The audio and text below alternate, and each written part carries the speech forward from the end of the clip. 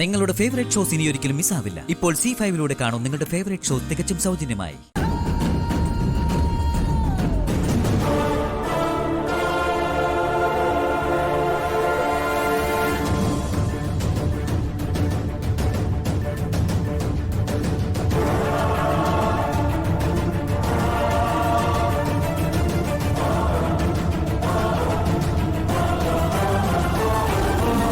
അയാളുടെ മനസ്സിൽ കള്ള ഉള്ളതുപോലൊരു തോന്നൽ. അല്ലെങ്കിൽ ആ മാജിക് ബോക്സിൽ തൊട്ടു നോക്കണമെന്ന് അയാൾ പറയില്ലായിരുന്നു. പാർവതി, ശരിക്കും ഈ ചന്ദ്രശേഖരൻ ആരാ? അയാളെ നിനക്ക് എവിടുന്നാ കിട്ടിയത്?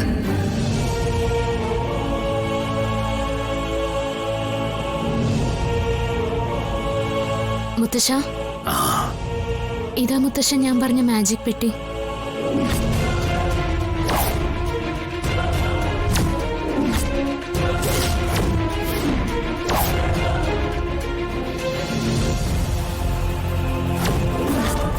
ഞാൻ തേടിയലഞ്ഞ മാജിക് ബോക്സ് ഇന്നിതാ എന്റെ കയ്യിലിരുന്ന് തുടിക്കുന്നു. ഇതിൽ ഞാൻ എന്റെ ഗായത്രി അമ്മയുടെ സ്പന്ദനം അറിയുന്നു. ഈ മാജിക് ബോക്സിന് നല്ല പഴക്കമുണ്ടല്ലേ മോളെ? അതെ മുത്തശ്ശ, നല്ല പഴക്കമുണ്ട്. ദേവമ്മ അവസാനമായിട്ട് വിശാൽ സാറിന് നൽകിയ സമ്മാനം ഇത്. ഈ മാജിക് ബോക്സ് ഭദ്രമായിട്ട് വീട്ടിലെത്തിക്കണമെന്നായിരുന്നു ദേവമ്മയുടെ ആഗ്രഹമെന്ന് ഞാൻ പറഞ്ഞു കേട്ടിട്ടുണ്ട്. ഇത് ഭദ്രമായി സൂക്ഷിക്കാൻ ഗായത്രിയമ്മ പറഞ്ഞത് എന്നോടാ. ഇത് കൊണ്ടുകളഞ്ഞ മഹാപാപി ഞാനാ. എത്രയോ വർഷങ്ങൾക്ക് ശേഷം വീണ്ടും ഇത് എന്റെ കയ്യിൽ തന്നെ വന്നിരിക്കുന്നു.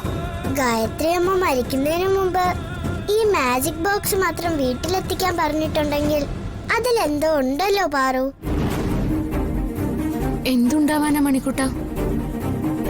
എനിക്കൊന്നും മനസ്സിലാവുന്നില്ല. പാറു, ഒന്ന് ചിന്തിച്ചു നോക്ക്, അപ്പൊ നിനക്ക് മനസ്സിലാവും.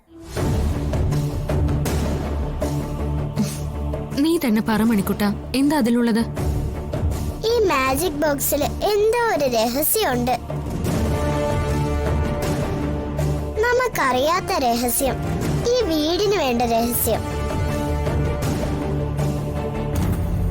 അതുകൊണ്ടാണ് ഗായത്രി അമ്മ മരിക്കുന്നതിന് മുമ്പ് ഇതിവിടെ എത്തിക്കാൻ പറഞ്ഞത്.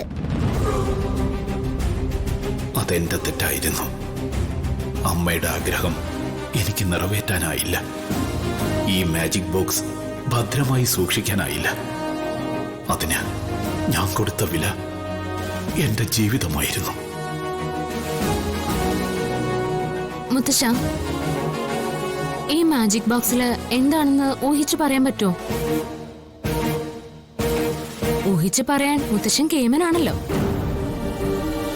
അമ്മയുടെ വയസ്സ്, ഫോട്ടോയുടെ പഴക്കം, ഇതൊക്കെ മുത്തശ്ശൻ ഊഹിച്ചല്ലേ പറഞ്ഞത്?